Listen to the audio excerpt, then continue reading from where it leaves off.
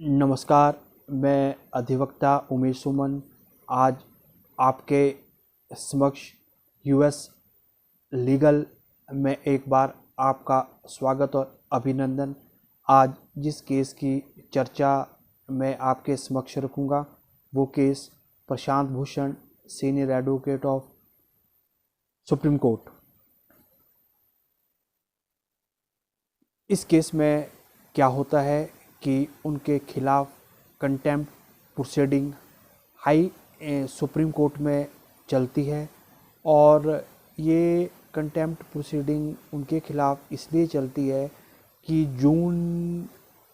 27 और जून 29 को उन्होंने ट्वीट किए और इस ट्वीट की वजह से उनके ऊपर कंटेम्प्ट प्रोसीडिंग शुरू की और आज मंडे को सुप्रीम कोर्ट के द्वारा इस कंटेम्प्ट में फैसला सुनाया गया और ये फैसला 3 जजों की बेंच के द्वारा दिया गया और इसमें अरुण मिश्रा जस्टिस के द्वारा ऑर्डर पास किया गया और इस ऑर्डर में उन्हें डायरेक्शन की गई भी उन्होंने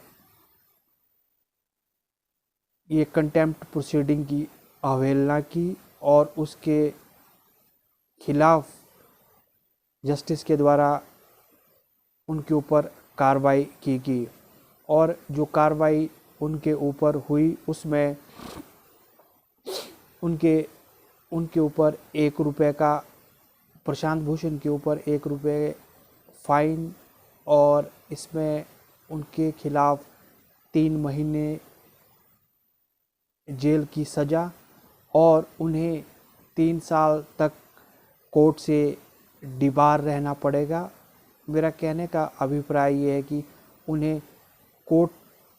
में प्रैक्टिस नहीं करनी पड़ेगी क्योंकि उन्हें कोर्ट से डिबार किया जाएगा, पर वो तभी उन्हें डिबार किया जाएगा प्रैक्टिस से यदि वो 15 तारीख तक 1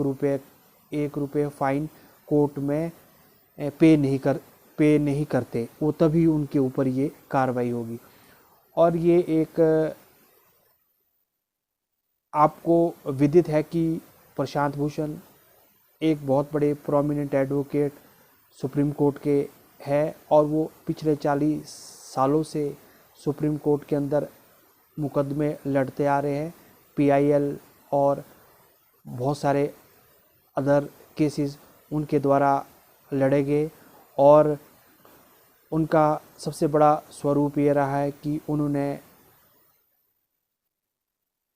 below poverty line,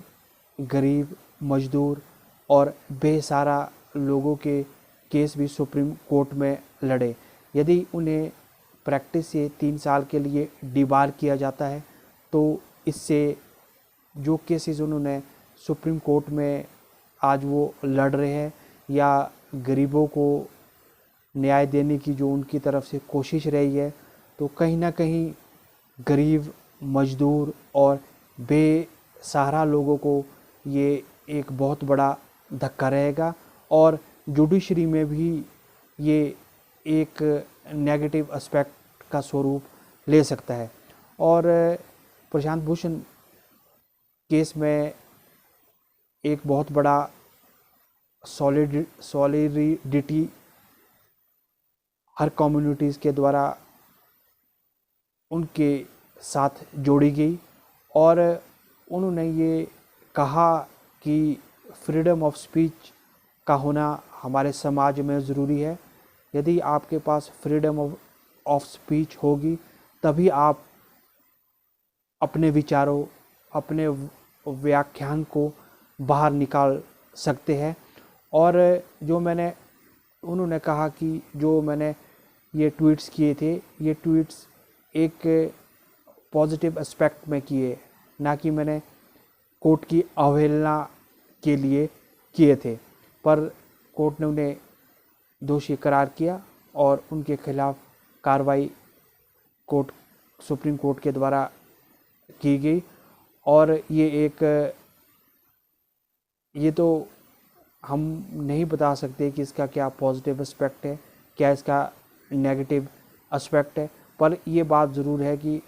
Prashant Bhushan एक प्रोमिनेंट एडवोकेट है और उन्होंने हमेशा ही गरीबों, मज़दूरों और एक बेसहारा लोगों के लिए बहुत से केसेस सुप्रीम कोर्ट में लड़े। जय हिंद, जय भारत।